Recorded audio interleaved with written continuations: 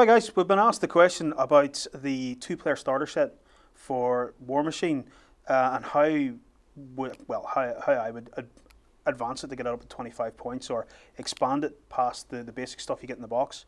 So we'll kick off with the Khador side, and I'll tell you the way that I would do it, or just some of the good stuff you can get to add to the box that'll make it a bit better. First up, your Commander Sorcia that you get in the box. Personally, and of course it's only a personal opinion, but I would put her on the shelf and make sure she gathers a lot of dust. I know. Is Tempest not just great? No, knocking your own guys down is not great. There has to be, somebody has to come up with something tactical that knocking your own guys down has to be good. Yeah, you can. What you can do with it is, if your own models have already activated during the turn, so they've already done all their stuff, you could potentially knock them down and then shoot past them to hit something else. But I think that's very at that point, slim. I'm only joking here, by the way, with Tempest. As soon as I read it, I thought that's a bit. You don't want to be shooting into combat or anything like that there, because you're going to knock everybody down. Commander Sorcia is basically a one-trick pony. She's got Windrush, which is good. Gives her extra defense, gives her some extra movement, and she's got her feet to make everything immobilized. That's all great, but Windrush can only be cast once per game turn. Yeah, you only cast it once, and basically on herself. Gives her more defense, gives her an extra move. But otherwise, guys, again, it's great for the starter set, especially if you're going to be playing against the guys on the other side who've got the men off side of the set as well. In that it's a good sort of almost a win button where you go, I'll use my feet now, mobilize all these guys, and then you can run around them all and hit them and start hitting their warcaster and stuff. That's it's all right. The icy gaze. You run around them, hit them in the back. Well, put it this way, guys. If you want to play Khador, you'll quickly find that the Butcher is far better, and Supreme Commandant Erusk is far better. If you're just starting out, I personally would go for the Butcher, just because he's a one-man army. He's brilliant all across the board. He's great. Yeah, does his stuff. Does all his stuff. The Butcher. You know, he hits like a train driven by the Incredible Hulk on steroids. It's great. He can get up to about 5 dice of damage and stuff with a massive weapon. He's a weapon master. He's got all the good rules that combat guys get. He's got a huge melee attack score. His bat's massive, strength's massive. He's just great across the board. He's brilliant. I have a list that I made for Grand Exemplar Krios, who's probably my favourite caster that I always play in tournaments. And the only time it was ever beaten was with the Butcher. Just because I could not put him down, regardless of what I hit him with, he just would not go down. So tough, brilliant across the board, brilliant. So as well as which, he also gives you more points to spend. So, you know, not only is he better, not only is he tougher, better in fighting, and of course he can shoot and all as well, and cast spells, but he also gives you more points to spend. So, as you might know, in the two-player starter box, you get Commander Sorcia, a Destroyer, a Juggernaut, and Man of War Shock Troopers. Now, out of all those, everything except Sorcerer really is really good. The Destroyer's great, Juggernaut's great, Man of War Shock Troopers are good. But there are things you can change. If you're looking to expand, one of the first things that I would go for, in Warjack terms, is to get yourself another Destroyer. Destroyers are great because they've got everything going for them. They can shoot, they can fight. You know, they're tough. You can normally get away with only using one focus on them a turn, so they're really quite good in terms of focus use. Why you only need that 1 point is because if you're not running forward with them, then you're shooting your gun, and the gun has about power 16 on it as well, the Bombard. So really you can get away without boosting the damage if it's against something reasonably soft. So you just want to boost the bonus to hit. It's only got a rat of 4, which is basically why you want to make sure it hits all the time. But the actual strength of the gun's pretty good, so you can normally get away with running one focus on it. Armor of 20. 20. You know, that's up getting towards top end. Yeah, well, they're tough. They're tough warjacks. He's 9 points, of course, which is reasonably expensive. But you know, two Destroyers on a list is really good. Firing 2 of those Bombards every turn. So if you're looking to expand, maybe another Destroyer. Like I said, the Man of War Shock Troopers are good across the board. They make a great little shield wall in front of your Warcaster. You can basically use them as a speed bump unit to stop big hitters getting through, because it'll take them a couple of turns to try and crush those guys. Shield cannon's pretty good as well. Shield cannon's not bad. Power 14. Rat 5. It's all right. It's all right. You know, it's all right. Again, the main bonus of the shock troopers is that they get shield wall, so you can stand them all together.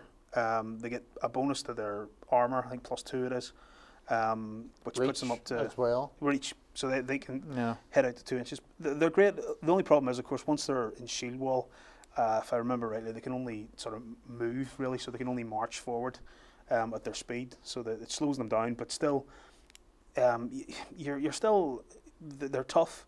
You might be a bit slower, but if you've got 2 destroyers firing bombards as well, then you know your enemy's going to come to you pretty quickly. You can put out a fair bit of shooting. These guys all at power 14. Yep. And the destroyer at 14 is.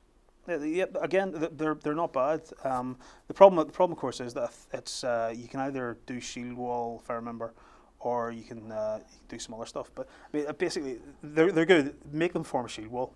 That's what they're going to do. They're going to stand and soak up damage. That's what they're there for.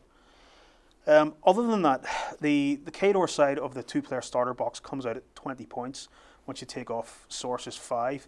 If you change to the Butcher, that gives you extra points to spend, gives you another point. So basically at that point you can start looking towards what you can, the extra stuff you can put in. I would go for, I say, a Destroyer, and then it's a toss-up. You want to get some shooting in there, and you want to get some of the good old auto damage in there, because one thing that the Khador does really well, and that when you start playing, it's the old adage: if you don't have to roll dice to do damage or to do something, why roll dice? Anything that does anything automatically, even if it's just knocking away 1 box of damage, you want that automatically. I do that. Yeah.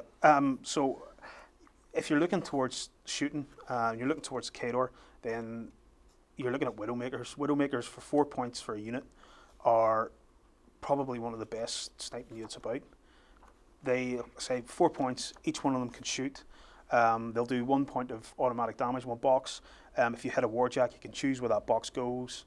Really, they're great against units that only have 1 damage box. They're great at picking off solos. They can all combine together, shoot each individual shot, will take off a box. Even with that hunting rifle, a power 10's not terrible. It's not bad. It's not bad. You're getting 1 automatic, or you're getting the chance of rolling and getting a couple of 5s and a 6 or something, and knocking off quite a few boxes on the virtually anybody. Oh yeah. I mean, you go for the automatic damage against something that has high armor. Yeah. If you know you've basically very little chance of getting a decent roll, then you just go for the 1 automatic damage. Of course, as well, if you're hitting a warjack, then if they all combine their shots together, firing one after another, and you take one that you keep concentrating on the same column, you can eventually get down into those system boxes quite quickly. Yeah. So I mean, I like Widowmakers. If you don't fancy going for the Widowmaker unit, there's another choice you can go for, and that's good old Kel Balok. I can't speak highly enough of Kel Balok. He is great.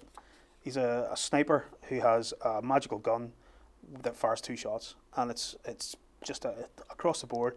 It does everything you want. He's got stealth. He's got all the stuff you would expect from a sniper. He has it all.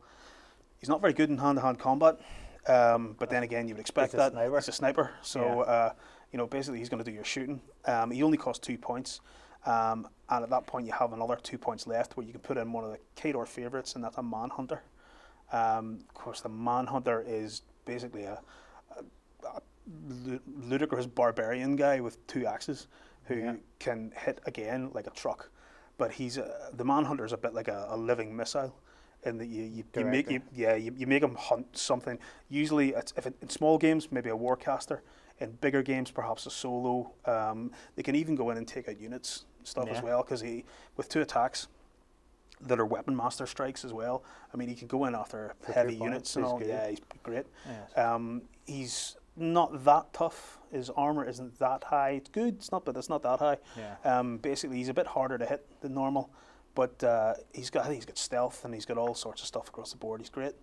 For 2 points, he's something that if you're going to play Khador and you're going to stick with it, you're going to want to pick them up eventually anyway. So you might as well start at the beginning and get one early on. Armor 14. 14. Well, 14's not bad. You see, 14's not bad. Yeah, Stealth, Pathfinder, Fearless, Advanced Deployment. Yep. So he's starting off up further on up the board. You know, you can't outside 5 inches away.